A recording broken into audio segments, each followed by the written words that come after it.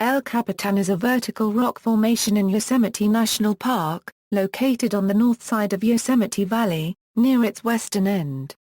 The granite monolith extends about 3,000 feet from base to summit along its tallest face, and is one of the world's favorite challenges for rock climbers and base jumpers. The formation was named El Capitan by the Mariposa Battalion when it explored the valley in 1851. El Capitan was taken to be a loose Spanish translation of the local Native American name for the cliff, variously transcribed as To-tock-ah-noo-lah, or To-tock-ah-noo-lah.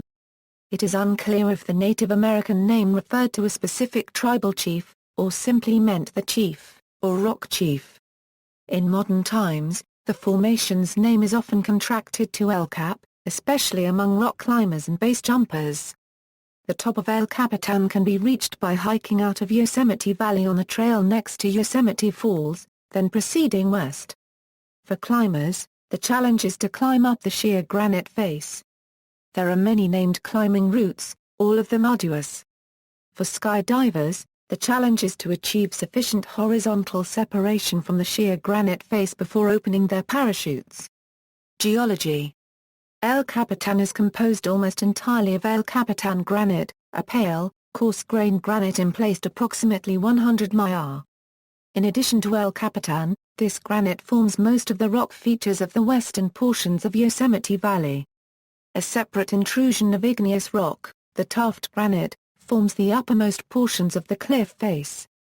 A third igneous rock, diorite, is present as dark-veined intrusions through both kinds of granite, especially prominent in the area known as the North America Wall. Along with most of the other rock formations of Yosemite Valley, El Capitan was carved by glacial action. Several periods of glaciation have occurred in the Sierra Nevada, but the Sherwin glaciation, which lasted from approximately 1.3 mi to 1 mi, is considered to be responsible for the majority of the sculpting. The El Capitan granite is relatively free of joints, and as a result the glacial ice did not erode the rock face as much as other, more jointed, rocks nearby. Nonetheless, as with most of the rock forming Yosemite's features, El Capitan's granite is under enormous internal tension brought on by the compression experienced prior to the erosion which brought it to the surface. These forces contribute to the creation of features such as the massive Texas flake, a large block of granite slowly detaching from the main rock face about halfway up the side of the cliff. Climbing history. Once considered impossible to climb, El Capitan is now the standard for big wall climbing. El Cap has two main faces, the southwest and the southeast. Between the two faces juts a massive prow. While today there are numerous established routes on both faces, the most popular and historically famous route is the nose, which follows the massive prow. Pioneering the nose. The nose was first climbed in 1958 by Warren Harding, Wayne Merry and George Whitmore in 47 days using siege tactics, climbing in an expedition style using fixed ropes along the length of the route, linking established camps along the way.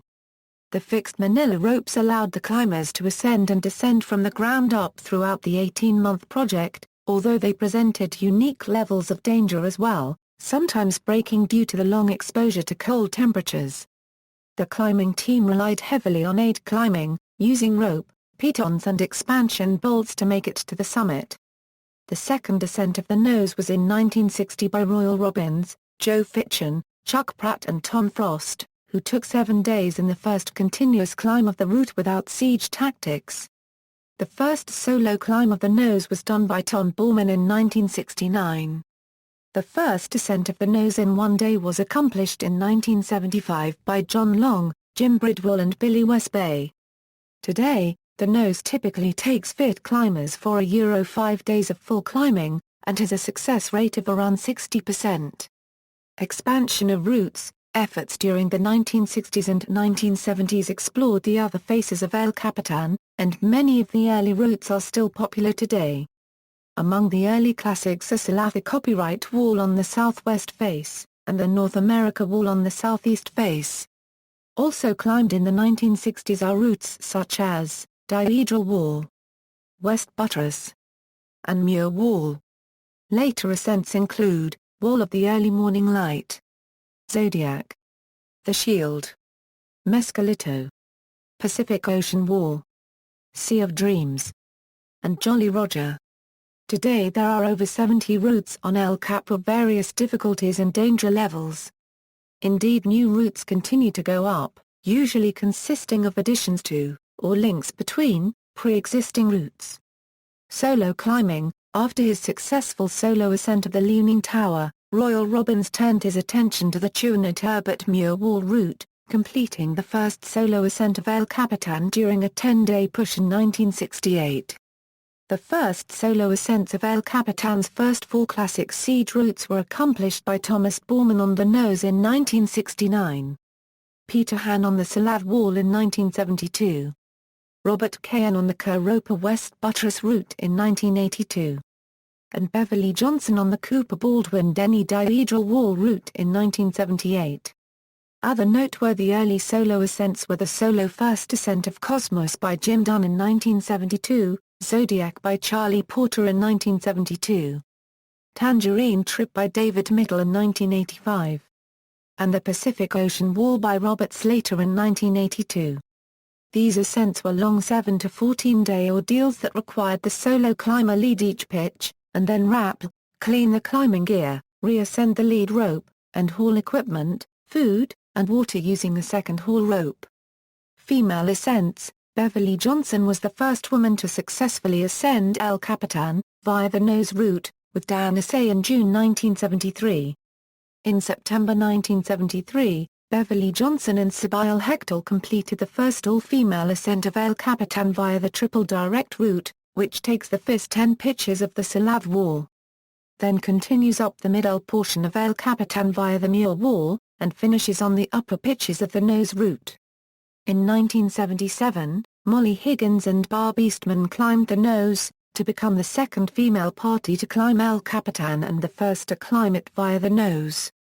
In 1978, Bev Johnson was the first female to solo El Capitan by climbing the Dihedral Wall, free climbing. As it became clear that any face could be conquered with sufficient perseverance and bolt hole drilling, some climbers began searching for El Cap routes that could be climbed either free or with minimal aid. The West Face route was free climbed in 1979 by Ray Jardine and Bill Price. But despite numerous efforts by Jardine and others, the nose resisted free attempts for another 14 years. The first free ascent of a main El Cap route, though, was not the nose, but Salafi Copyright Wall. Todd Skinner and Paul Piana made the first free ascent over 9 days in 1988, after 30 days of working the route. The nose was the second major route to be free climbed. 2 pitches on the nose blocked efforts to free the route, the Great Roof graded 5.13C and Changing Corners graded 5.14 AB. In 1993, Lynn Hill came close to freeing the nose, making it past the Great Roof and up to Camp 6 without falling, stopped only on Changing Corners by a piton jammed in a critical finger hold. After removing the piton, she reclimbed the route from the ground. After 4 days of climbing, Hill reached the summit, making her the first person to free climb the nose. A year later, Hill returned to free climb the nose in a day, this time reaching the summit in just 23 hours and setting a new standard for free climbing on El Cap. The nose saw a second free ascent in 1998, when Scott Burke summited after 261 days of effort. On October 14, 2005, Tommy Caldwell and Beth Rodden became the third and fourth people to free climb the nose. The husband-wife team took 4 days on the ascent, swapping leads with each climber free climbing each pitch either leading or following. 2 days later, Caldwell returned to free climb the nose in less than 12 hours. Caldwell returned 2 weeks later to free climb El Cap twice in a day, completing the nose with Rodden, then descending and leading freerider in a combined time of 23 hours 23 minutes. Speed climbing El Cap is also popular. The record for the nose has changed hands several times in the past few years. The record currently belongs to Alex Honnold and Hans Florine, who broke the previous record by almost 13 minutes, with a time to 23.46 on June 17, 2012. Mayan Smith-Gobat and Libby Soter broke the speed record for a women's-only team, with a time of 4:43, on October 23, 2014. On November 6, 2010, Dean Potter and Sean Leary established the previous record at 2:36.45, breaking the old record held by Hans Florine and Yuji Hirayama by a mere 20 seconds.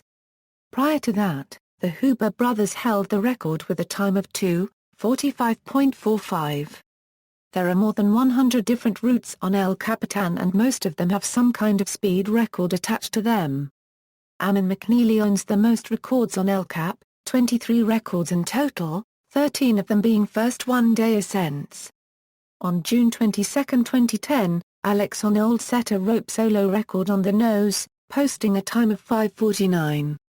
Base jumping. El Capitan has a controversial history regarding base jumping, and the National Park Service has effectively banned the practice. Michael Pelkey and Brian Schubert made the first base jump from El Capitan on July 24, 1966. Both men sustained broken bones from the jump. During the 1970s and with better equipment and training, many base jumpers made successful and safe jumps from El Capitan. In 1980 the National Park Service experimented with issuing base jumping permits. The first legal base jump was performed on August 4, 1980 by Dean Westgard of Laguna Beach.